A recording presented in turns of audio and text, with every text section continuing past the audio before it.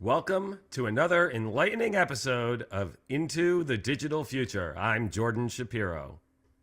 And I'm Laura Higgins. Jordan, do you remember when we used to think that screen time was the big issue with kids and technology? When everyone talked about screen time, yeah, it's amazing to think about the way that our collective understanding of digital wellness has changed and evolved. Yeah, and speaking of that evolution, we've got a true visionary joining us today. He's been at the forefront of this field for decades. Yeah, that's right. We have a close friend of ours, Dr. Michael Rich, who's also well known as the Mediatrician. He teaches pediatrics at Harvard Medical School, and he practices adolescent medicine at Boston Children's Hospital. And Dr. Rich isn't just a doctor and researcher, though. He's also a parent and also recently became an author with his brand new book, The Mediatrician's Guide, A Joyful Approach to Raising Healthy, Smart, Kind Kids in a Screen-Saturated World.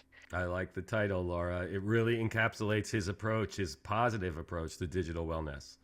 Yeah, absolutely. And listeners, I'm telling you, you're in for a real treat. Dr. Rich's insights on everything from parental screen use to the debate on smartphones in schools are truly eye-opening.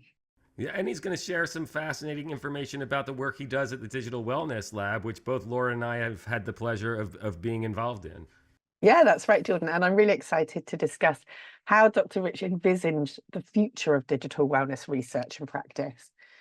Yeah, and one thing I just want to call out from this conversation, I really highlight what was the way Dr. Rich, his emphasis on really sitting beside young people as they navigate the digital world, rather than trying to control or restrict them. So often it's sort of an us them when it comes to grown-ups and kids and digital, and this he really emphasizes this together, this joint media engagement.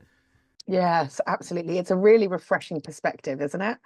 And it seems to align so well with what we've been exploring on this show about the importance of understanding and guiding rather than fearing technology. Absolutely. So for parents, educators, caregivers, or even if you're just someone who's just interested in how technology is shaping our lives and our children's future, this episode of Into the Digital Future is packed with valuable insights. So if you're ready to gain a new perspective on digital wellness and learn how we can create a better, more integrated digital physical world for our kids, Then dive in with us and Dr. Michael Rich.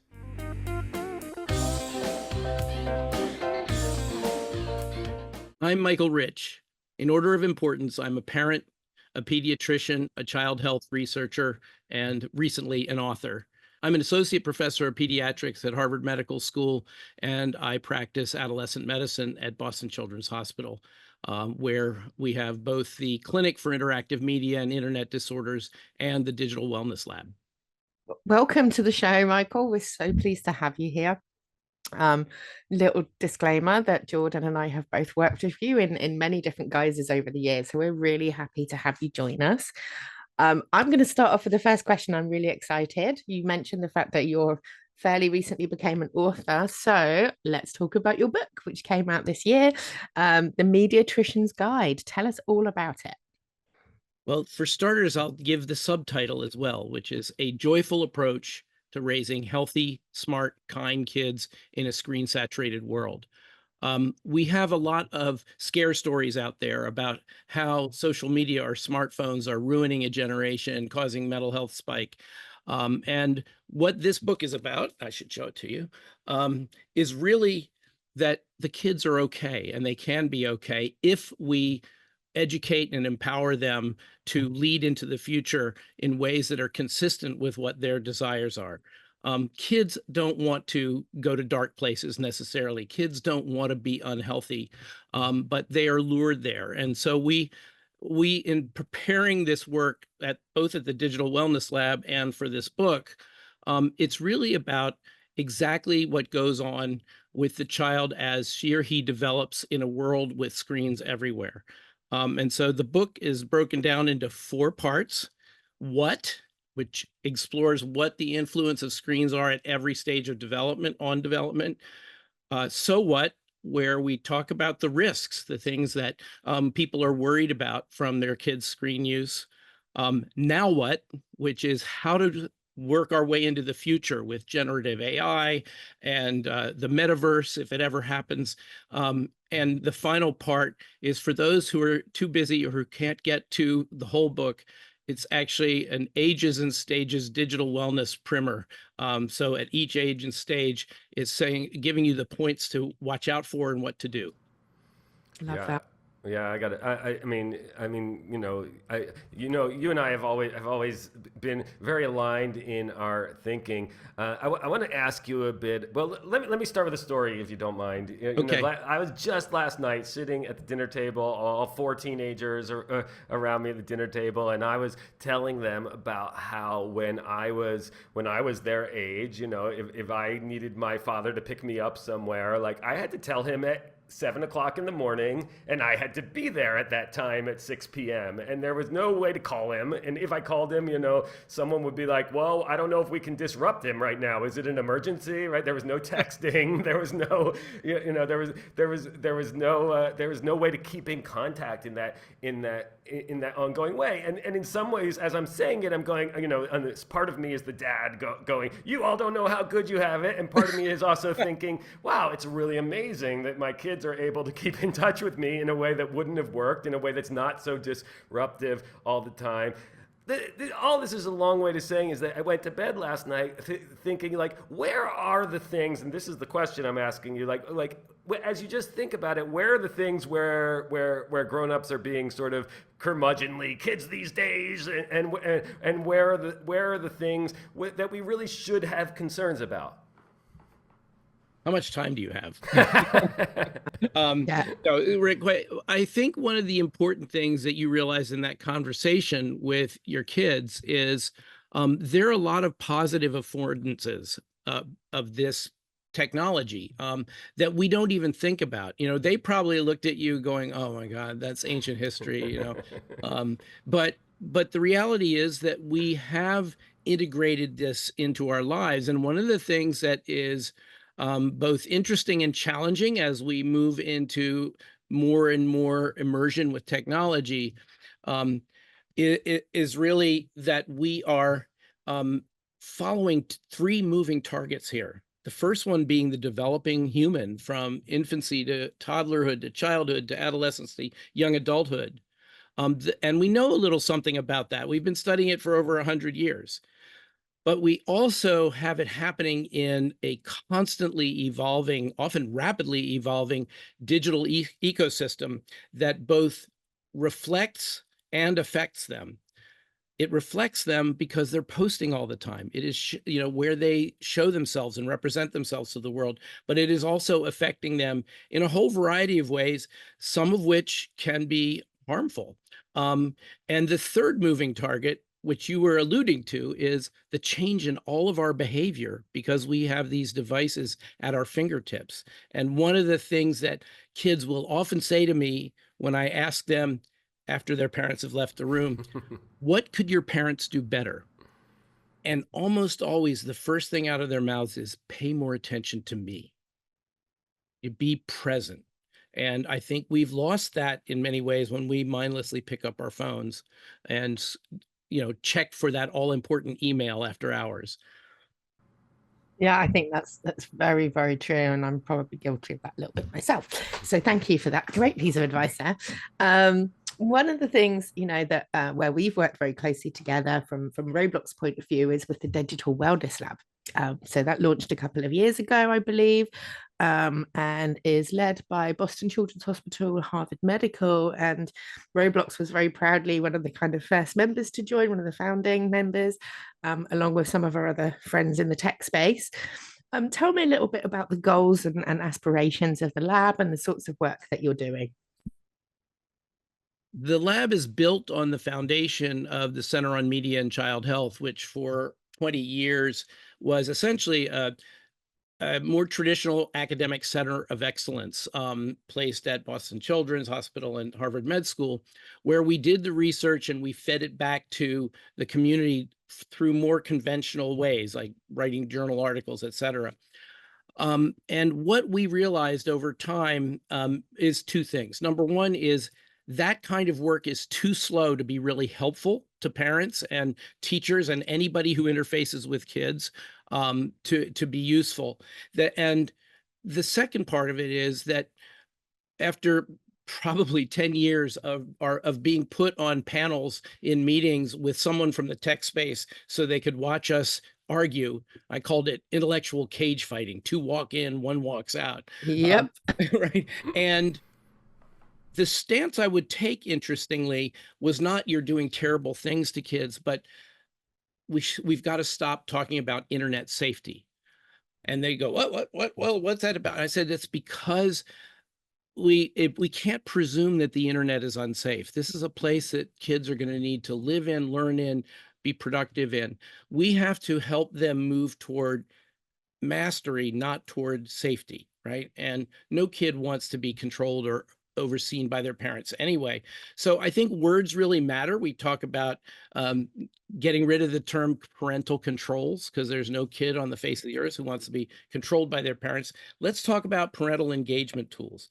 But after a number of these meetings, I was talking with one of your colleagues in the tech industry who was saying, I wish you'd quit, beating us up over internet safety, because it's the one place where an industry which is intensely competitive, intensely secretive, and utterly convinced they are the smartest person in the room actually talk to each other because we have a shared risk. And so I sort of had a eureka moment, and I said, why don't we move beyond talking? Why don't we actually work together? Let's get a situation where we can put a pediatrician next to a software engineer, next to a neuroscientist, next to an educator, and see what comes of it, bringing our respective skill sets to bear on this issue.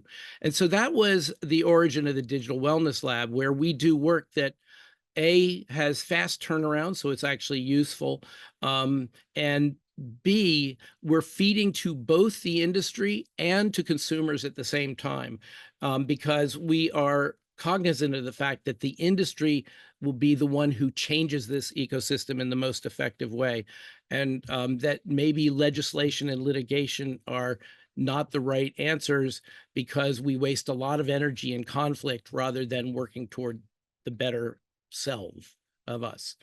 Yeah. It's so true, and it really resonates with me because I've been working with you on some of this stuff, and we have some really engaging conversations. I'm seeing some really great collaboration amongst all of those different groups that you've talked about. So kind of a follow-up from me, and this is my slightly cynical side coming out. As you said, this is a particular moment in terms of scrutiny of platforms and algorithms and the sort of AI that we're using, all of those sorts of things.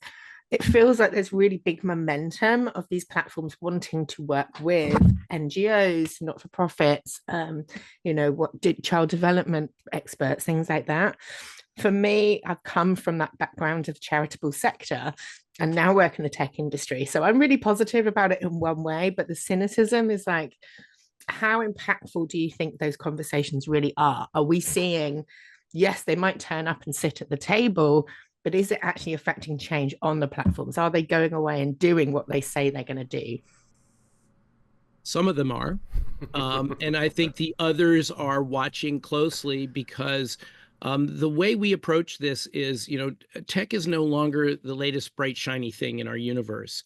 They have to move from a concept of, grabbing that shiny thing to sustaining their business. And when we have legislators equating tech to big tobacco, we run the risk that we are going to throw the baby out with the bathwater here. And in trying to block it off, which frankly doesn't work. COPPA 1.0 didn't work because nobody enforced it and many people didn't even know about it. But I think that if we work together, it will work. And, I harken back to Margaret Mead's statement, never doubt the possibility of 2 or 3 people making change happen, because indeed nothing else has ever made change happen. Yeah. I certainly agree with all of that. I want to switch. I want to switch gears. I want to get to the move away from the industry for a second and actually get to. I think you started to hint at it when you were talking about the last section of the book, which is I think you have a way of talking about this that I don't hear from almost anyone else, which is, as you know, everyone else talks about age appropriate. Everyone else thinks about what's the direct right cutoff age. What's the age at which every person's ready to have a cell phone? And you really think about what that means at different ages for different people. And I wonder if you could elaborate on that, because I really don't think that's getting through yet to parents or educators or legislators, or obviously legislators. Absolutely. Well, I have two issues with age appropriateness, which, on a sidebar, the idea of moving toward age appropriate design is absolutely on mark. The problems I have with age appropriate design is age and appropriate. All children of the same age are not the same, have the same capabilities, the same vulnerabilities. You line up 13-year-olds and they're all going to be at a different stage. But parents know those kids better than anyone else. And it's a matter of being an active parent in the digital space, a parent that observes with curiosity, injects creativity as opposed to reprimanding and scolding them. The other word that I don't like is appropriate, because that's a values-laden word. What's appropriate in Massachusetts and what's appropriate in Iowa or Texas are entirely different things. What we talk about is developmentally optimal. What is developmentally optimal for this child? And one of the reasons we say that is that the idea of age appropriateness, et cetera, is focused only on the so-called neurotypical kids. It excludes all the neurodiversity out there. And I firmly believe, from working with many, many kids, that we're all neurodiverse. We're all different in the ways we observe the world, synthesize the world, act on the world. And in ways we should not be looking for what's best for neurotypical, because frankly, that's defined as someone like me, right? I am normal. The rest of the world is crazy. So I think that we have to take a step back and really think about the way we talk about it. And we also have to talk about it as inevitable. In other words, we're not going to get rid of smartphones until they're superseded by something even better, more powerful, faster. We're not getting rid of social media. In fact, nobody can even define social media anymore.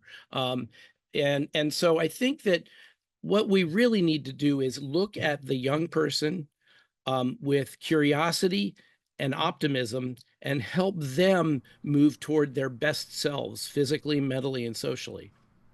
Yeah. I mean, I think everyone listening and know that I agree with that. I want to kind of ask a question in the opposite direction about the same thing, which is, you and I were having a conversation recently about the research that shows how distracted kids can be in school by phones, and how, whether it's in their backpack, whether it's anywhere in the building, they are thinking about where's that notification. And you said something I've been thinking about ever since, which was the question of, and I guess this is a question of development, what's developmentally optimal, right? But to actually have the ability for the parent to constantly say, how did your quiz go? How did your test go? What's going on in school? Is potentially problematic, right? Did I understand what you were saying? Absolutely. And in fact, again, under the rubric of words matter, I think we've got to stop talking about banning smartphones from schools, for the simple reason that, along with everyone else, when I hear the word ban, I push back against it. Nobody bans anything from me, right?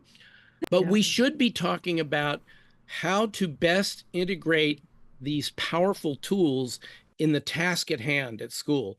And there are two major tasks at hand. One is the didactic learning of math, science, literature, et cetera, for which smartphones are largely a distraction, if not completely a distraction. The second most important, and perhaps even more important, is what you just alluded to, is the social emotional learning of kids. That, school is the first place where young people get to be themselves, get to be an individual, not someone's child, not someone's relative, not someone's student, but they get to define and invent themselves in this new society that they are building. If mom is in their pocket asking how they did on that quiz and whether she should talk to the teacher, or they're asking someone picking on you in the playground or whatever, they don't get that opportunity. And sort of one of the most tragic things you'll see is go by an elementary or middle school or high school at break time, and they're not talking to each other. They're not playing with each other. They're leaning against a wall, checking their phones. And so I think we have to understand that these incredibly powerful tools can be used very effectively in schools, but the way they should be used in schools is to teach kids how to use them. And part of teaching them how to use them is knowing when it's not the best tool for the job and putting it down. So I think we need to have a much more nuanced approach to this. A lot of people who want the absolutes are looking for a binary answer to a complex and nuanced question. Yeah, I think you raised some really good points, and actually, it's quite sad to hear that kids aren't sneaking off to the back of the bike sheds and planning and plotting in the corner of the field like they used to. Right. So, or kissing under the bleachers. exactly. So I'm just sort of thinking about, I know some of the stuff we've done together over the years has been about, support for parents and families particularly. And you've raised a couple of really good points already, but then how do we manage that while respecting the rights of kids and teens? I think digital rights is so important now. There's been a real change. The UN Rights of the Child now signed on by many countries around the world, some still to follow, but does respect this kind of, I'm not saying that, but yeah, there's just, access to technology and access to health advice online and all of those sorts of really important topics. So how do we juggle it? Where do we start? And what kind of advice would you give that's just like, this is how you could approach it as a parent? Well, a way that I sort of synthesize it for the book, and actually when I speak to people, is to think of the 5 M's. The first is model the screen behavior you want to see in your kids, because they listen to 1% of what we say, but 100% of what we do. So when you come home, put the smartphone down and be present with them. The second one is mentor. Mentor them with each new device, platform, application. Sit down next to them and play that game, no matter how much you hate that game or how stupid you think it is. What you're doing then is you're saying, I love you, I respect you, I want to see what engages you here. And then when you finally figure out all the moves it takes to steal a car in Grand Theft Auto, and you turn to your child and say, now, why would you want to practice this over and over again? You're coming from a very different place, a place of curiosity, a place of actually being their student in many ways. But this is a way of, moving into an open dialogue with them in the digital space, because parent is more importantly a verb than a noun. The third M, and the one that gets pushed back against the most by both parents and the kids, is be able to monitor them. Have their usernames and passwords. The parents say, oh my God, I don't have the time. I can't go everywhere she goes online. And the kids say, I want my privacy. And we can respect their privacy, just as we respected their privacy in the written diary in the bedside stand. But because we can monitor their behavior and their actions online, they behave differently. It's sort of like random drug testing in the workplace, that they act in an environment where they know that you're going to see it. And I tell them to practice what I call the grandma rule, which is don't post anything online you don't want grandma to see, because she can. Now, the fourth and fifth M's are the goodies we get. One is making memories. We don't make memories of what we do online and what we do on a screen. We make memories of walks together, of conversations with someone, of playing ball with someone, or making a mistake with someone. But doing that in real life and one-on-one or more as a group, these are the things that we make memories of and that we treasure into our later lives. And the final one is mastery of these tools. that is ultimately the goal. And mastery means knowing how these tools work, knowing what they work best for, how we can be our best selves on them, and how, when they're not the best tool for the job, to put them down. Yeah, it's very very concise. I like that. I agree with all of it. I might only say to the monitor point. I've always said I don't know why they should have privacy from me when they don't have privacy from every single tech company. You got it, or the rest of the Great world. argument. The rest of the world, right? And you know, to a 13-year-old, privacy means so mom and dad can't see, but they're completely oblivious to all those forces out there who are not as loving and caring and nurturing as their parents, who are seeking to exploit them in ways large and small. Yeah, exactly. Well, let me ask you one final question, and then we'll wrap up. Which is, where's the frontier? Like, what's the question that no one's really put much work into yet? Where's the questions we really still need to do work in, think about, start to collect data and research, theorize. I mean, what's there? What is nobody asking yet that we're all going to have to turn to at some point? No one is effectively asking the young people to lead us. And I think that that's where the future is. They do know these devices to a certain degree. What they don't have is the executive functions of impulse control, judgment, future thinking, and all of that. And that's how we can interface with them and help them be there. But we're still, unfortunately, I think, in a mindset of we have to protect the poor, innocent kids. They don't like that paternalistic attitude. They don't like to be, as I say, controlled. So I think that we need to shift our perspective a little bit and sit beside them, both, literally when we're introducing social media or a game or a device, but also sit beside them figuratively in the sense of, let's work this together. Let's not expend energy being fearful or guilty or all the things that seem to be happening now. A lot of energy is going into fighting with each other instead of recognizing we're all in this together. Why can't we bring all these skill sets to bear on how can we create a better world that is, in fact, a single digital physical environment that they move seamlessly between? Yeah, I love that, Michael. And so, we did an amazing piece of work together last year where we brought together all these experts from academia, from health, from tech companies, regulators, to sort of hypothesize how we move the needle in making these safer, more civil online spaces. Right. And we published a white paper, which I'm sure we can share the link on the transcript for this. But it was a really fascinating sort of deep dive into what technology we need, what policies we need, and how we can help to educate and raise awareness. And the overarching thing that came out as the main thing that they really wanted tech companies and regulators to focus on was meaningful participation by youth, whether that be co-creation, co-design, youth boards. We need to get that voice in a proper, meaningful, embedded way to help us make the internet better and safer. So here, more of that. I will note for you that one of the two keynotes, one was the psychiatrist in chief at Boston Children's Hospital, and the other was an 18-year-old patient of mine, who were the keynote speakers that kicked off that event.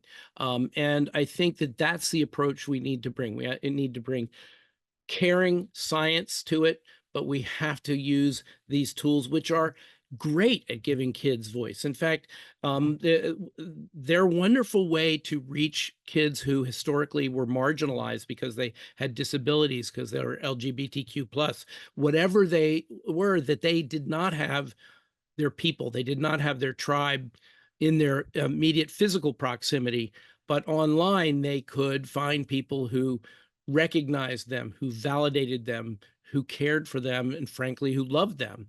And we don't want to give that up. We shouldn't give that up. These kids need this.